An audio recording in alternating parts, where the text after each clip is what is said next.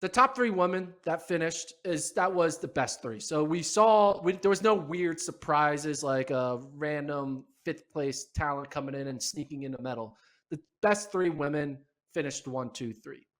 The question Right. was, can the world record holder Kipyegon be challenged by Hassan? We know Hassan's greatness. She's trying to do the Hassanathon. She falls in the 10K. She looks good in the 1500-meter prelims and semis.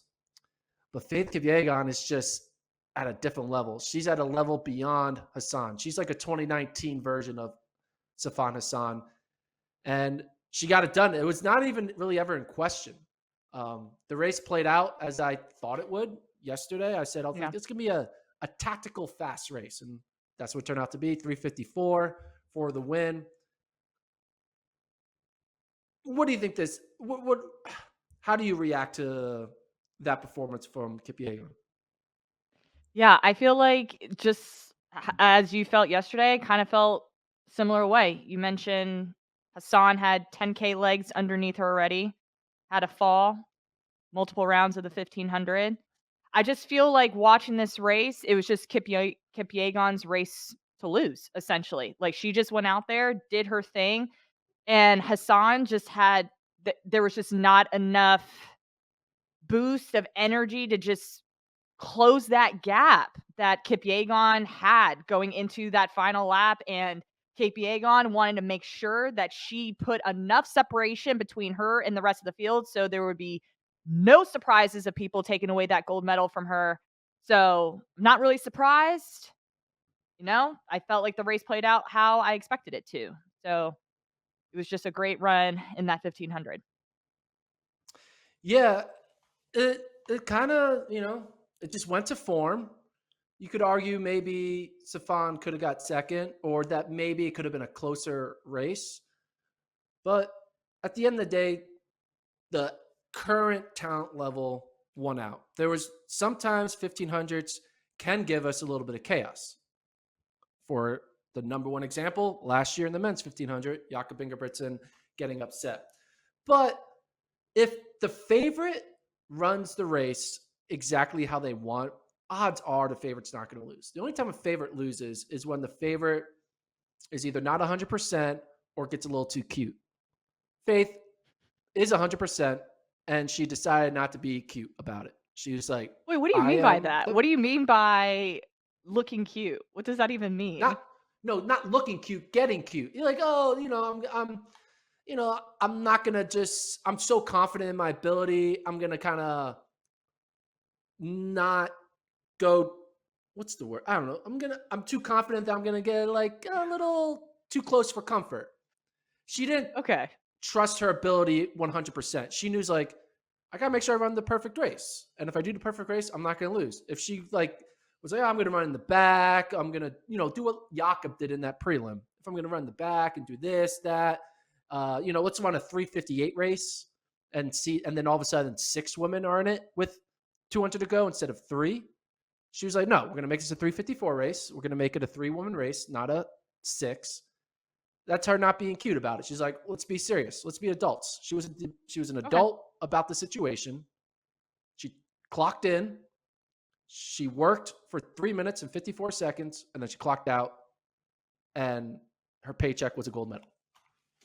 Gotcha. Handled her business, in and out, got it.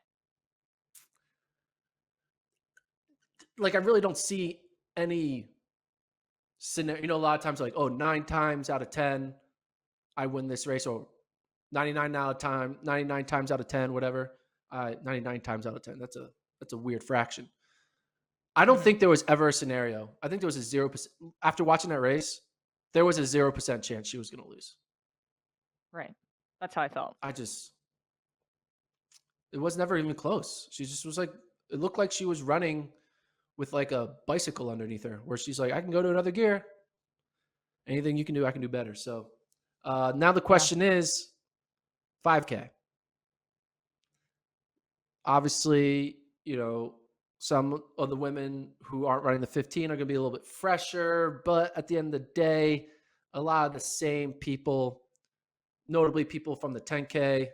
I mean, Sagai's going to be there, but what do you think about her chances to pull off the double?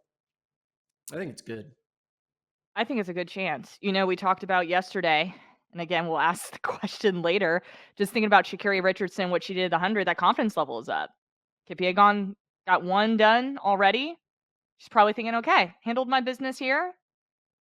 Just got to do the same thing again in this 5K. My question for you, Gordon, is there anything that you saw or noticed that you felt like Hassan should have done differently that you think would have changed the outcome of this race today? Do you think like Hassan should have kicked a little bit sooner? Do you think No, what do you think could have made the outcome a little bit different? I'm going to stand by my statement. I don't think there was an outcome that could be different. I think if Hassan was like, all right, I'm going to go out there and try to run a world record pace, which she would never do because that's just not her strategy. Right. I mean, maybe this is what could have happened. The only way Hassan or the other Ethiopian athlete could have upset Faith is if they got in Faith's head. If they started, tussling with her, like a little bit elbowing, trying to box her in, trying to screw up the pace a lot, make it as uncomfortable as possible. But the thing is, these athletes, once you're at the top level, a lot of the runners don't like running against the people. They just like run your own race. That's always every coach says to their athlete, run your race. And they always say it like they just came up with it as like a genius idea. Like, hey, I got this. I've been thinking about it. This is what you should do. You should run your race. Has there ever been a coach who's been like, don't run your race, run their race, and then screw it up? No one ever does that. That'd be funny though. If I was a coach, I'd be That'd like, be really hey, all the funny. coaches out there, they're telling their athletes to run their own race. I want you to run their race and then There you screw up go. their race.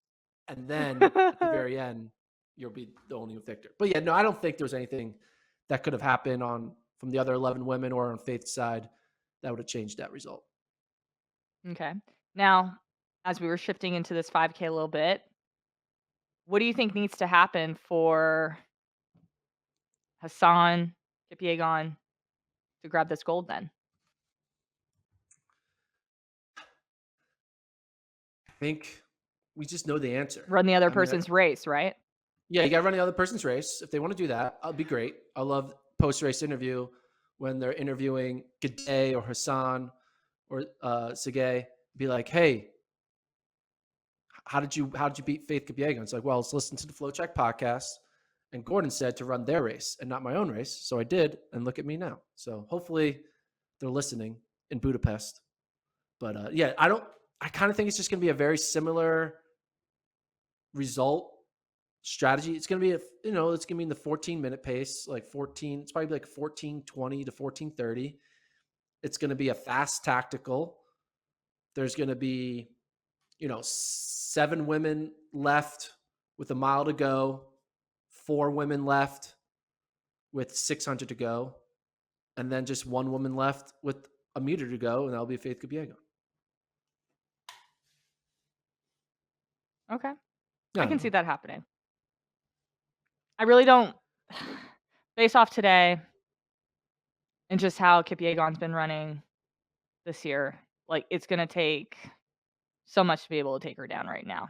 Like she would have to trip the field, run 2 laps, and then she gets up. yeah, That'd be interesting. basically. But Yeah, basically. I feel like that's Hey. what would need to happen. I'm telling you, if you're the coach of the competition, you should be saying, don't run your race. Run Faith's race.